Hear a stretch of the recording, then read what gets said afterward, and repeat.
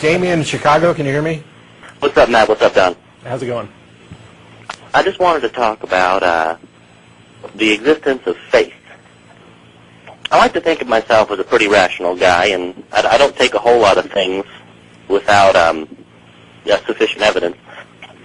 When we get into things like the metaphysical, things that are not manifested in reality, some people submit that you can't believe in them, and some people do believe in them. When you say metaphysical as something that doesn't manifest in reality, my first response is you should go watch the Supernatural Transcendent Dice that Tracy brought in, because if it doesn't manifest in reality, you can't say anything at all about it.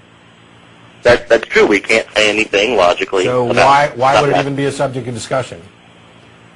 It's a subject of discussion because of the existence of faith. We have people asserting that there is something which doesn't manifest in reality, which they can't say anything about it, but they want so desperately to say something about it that they do. Okay, how is this different from a delusion? It's almost no different from an illusion. Okay. Yep. But still, these people believe in this, and I'm one of them. Mm-hmm. And it's very hard to describe because it does not manifest in reality, and our language is based on things we see. Might say impossible to describe. Yes, it is very impossible to describe. I guess you just have to take it on faith. Why would you have to or want to take anything on faith that it doesn't manifest in reality? You can't say anything about it. You can't know anything about it. My point isn't that you should. My point is that you would have to if you do believe it. Oh, I agree. That if there's no manifestation, that's the only way it's taken on faith. I'm asking, clearly you think this is something you should do since you do it, right? I'm not saying it's something you should do. I'm saying it's something that I do. Okay. So why do you do it? I do it because I have faith. I mean, it's a circular argument. Faith exists because I have the faith. There's no rational explanation for it. I'm just saying that it does exist, and I do have it. Okay. So you do something that you recognize as irrational, just because it's a part of who you are, and you note that there's no reason that you don't necessarily think that I should do the same.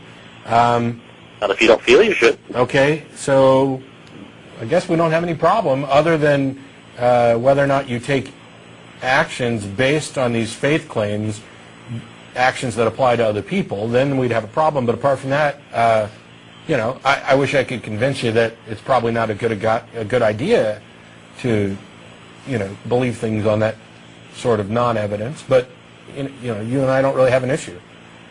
Well, there's nothing I can really think of that I don't base on rational evidence other than this one sort of box I have. I've heard it referred to as the God box, and it creates the faith within you.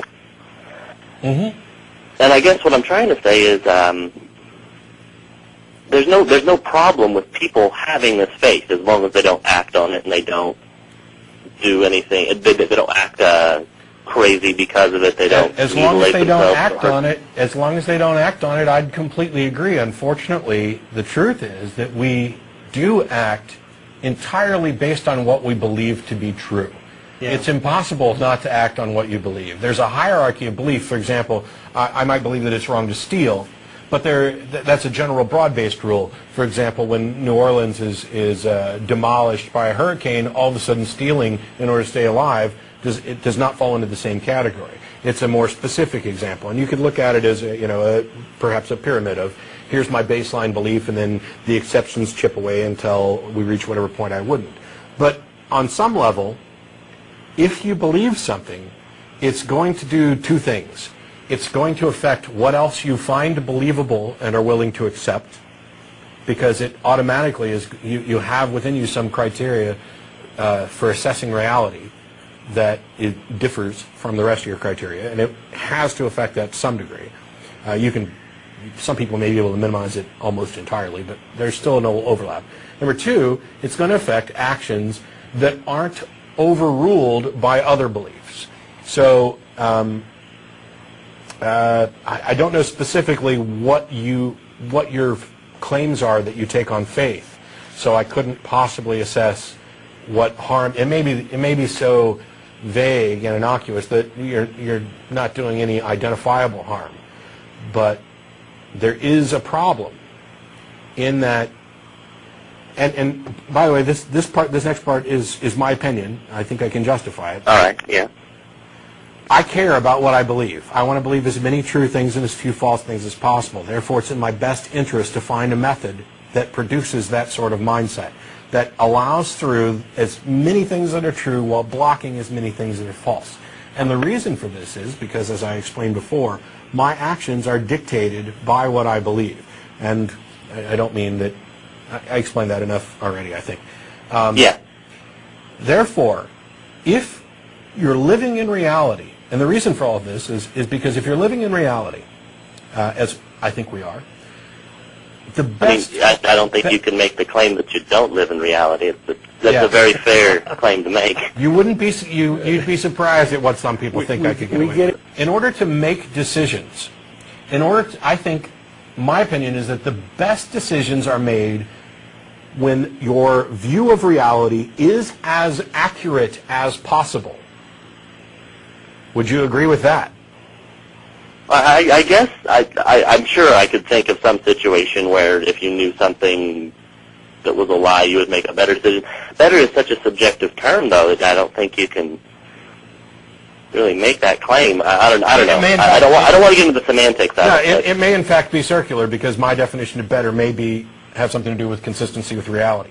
But what I keep looking for is somebody to give an example where having a distorted view of reality helps you make a better decision. Well, the term better is so subjective, I don't think you can ever make that claim. Yes, it's still my standards of better, but I would think that, we would pretty much agree in most situations as to what's probably better. I'm sure. I mean, I guess I think murder is wrong. Do you believe murder is wrong? Then in every case where I would murder somebody, I would say no.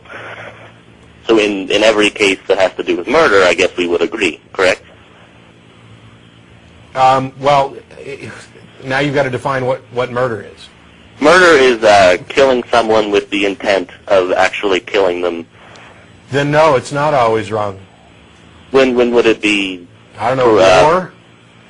Yeah, the old war and self-defense. War, self-defense. I mean, if you come at me with a gun and I've got a gun, I intend to shoot you before you shoot me. I don't consider that murder.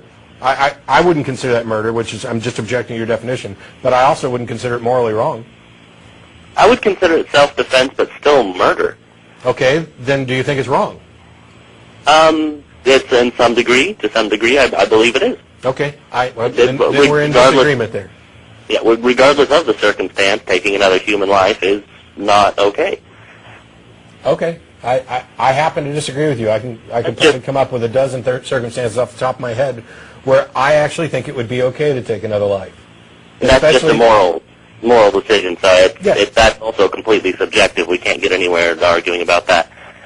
Oh, I disagree with that too, but I think that's the only way we've ever gotten anywhere, is by having discussions. But my moral views of things weren't always what they are now. They changed based on new information and based on discussions with other people. You know, my view on for example, abortion was primarily opposition because of the particular religious upbringing I had. That view is one of the views that definitely changed afterwards, after I abandoned my religious belief. But it didn't immediately just switch to the opposite. What happened was I had to sit down and consider it. Is this right or is it wrong, and in what circumstances, and why? What's my justification for thinking that? And that was the result of thinking about it and talking about it and considering what other people's views were and what their justifications were, and in having a view that was as consistently accurate to reality as possible. Thanks, Damien. Yeah, thank you, guys. You can't win with original sin.